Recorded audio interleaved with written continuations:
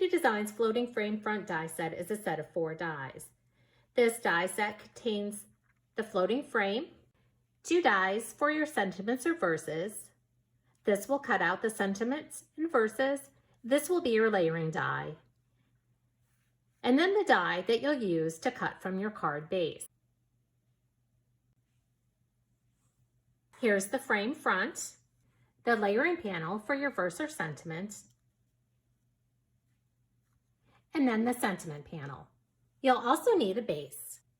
For my base, I'm using the A2 portrait card base. Next, we're going to use the square die and cut that from our card base so that we have an opening like you see here. Place your die cut frame panel over the A2 portrait card base. Be sure to center this die over the base.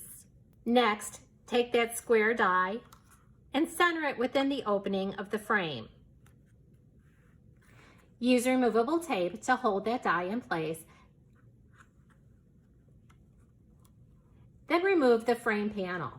Now die cut and emboss following the directions for your die cutting machine. After die cutting and embossing, you'll be left with the square in the center of your A2 portrait card base.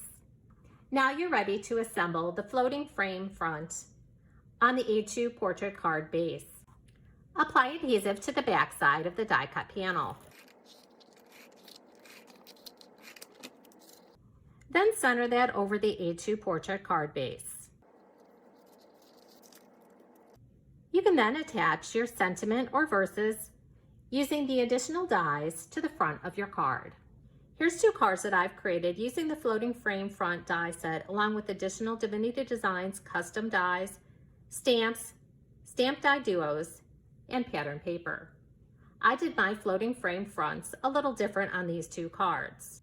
Because I wanted the pop of black between the A2 portrait card base and the floating frame front, I also added a black layer using our matting rectangle die. For the white, I followed the same procedure to die cut the floating frame front into the A2 portrait card base. I also have my floating frame front that was die cut from the cardstock from the July 2020 Blessings box. Now, just like you cut that frame using the square die from the floating frame die set, you're going to repeat that process on the matting rectangle die panel. Center the panel over the matting rectangle die panel. Center the die within the opening. Add removable tape to hold that die in place. Remove the floating frame panel, then die cut and emboss following the directions for your die cutting machine. Remove the die from the cardstock and then you can assemble your card. The floating frame layer will go on top of your matting rectangle panel that you die cut. You can see how that black gives it a nice pop of color. Then you'll attach that to your A2 base panel where you've die cut the center out using the square die from the floating frame die set.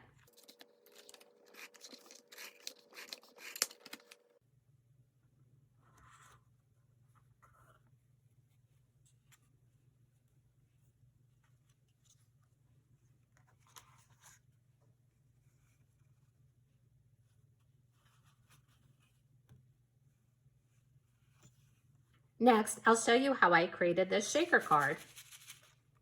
Also using the floating frame die set, the matting rectangle, and the A2 portrait card base with layer die sets. This card does use the stoneware paper pad, along with balloons and sentiments from our Wonky Wishes stamp die duo, and a sentiment from the Let's Celebrate stamp set. With our stamp die duos, you get the stamp sets along with the coordinating dies. The Wonky Wishes also contains dies for your sentiments. We have the layering panel and the die cut that you can use to cut your sentiment panels. Because I didn't want to take the time to color, I simply stamped my balloon on cardstock. You can also use pattern paper, center the die over the stamped image, use removable tape to hold that die in place, then die cut following the directions for your die cutting machine. That will leave you a nice stamped die cut image. Now let's assemble our card. I've already gone and die cut my panels. To die cut the frame, I used the floating frame die, as previously shown in this video, to create the floating frame front. I've stamped a sentiment on acetate. Use the A2 portrait card base to cut the cardstock panel and the matting rectangle to cut the green cardstock. Add adhesive to the backside of the floating frame die cut panel.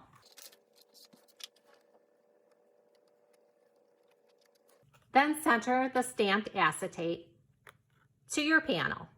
Now you're going to decide if you want your shaker panel to be raised using dimensionals or expressive tape, or if you want it to be flat. If you want it to be flat, you'll simply turn that over and use score tape along the edges. If you want it to be raised like you see here, you can use the expressive tape. Make sure when adding your expressive tape that all your edges meet so that your shaker elements don't fall out of the center. Remove the backing from the tape and then add your shaker elements.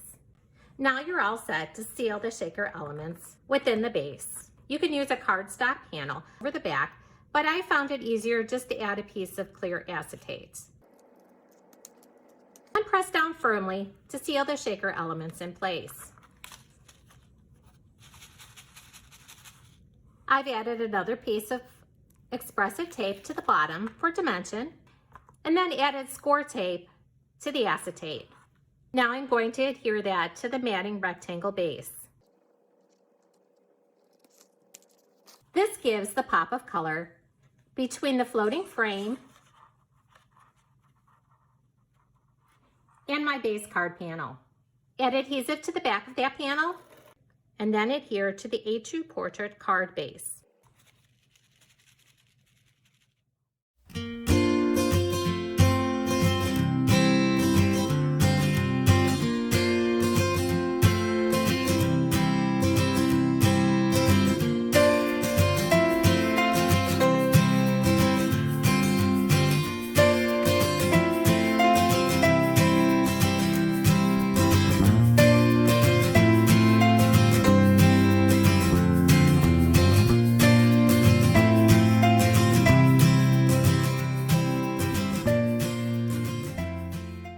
For more inspiration, visit our samples gallery, like us on Facebook, and follow us on Pinterest and Instagram.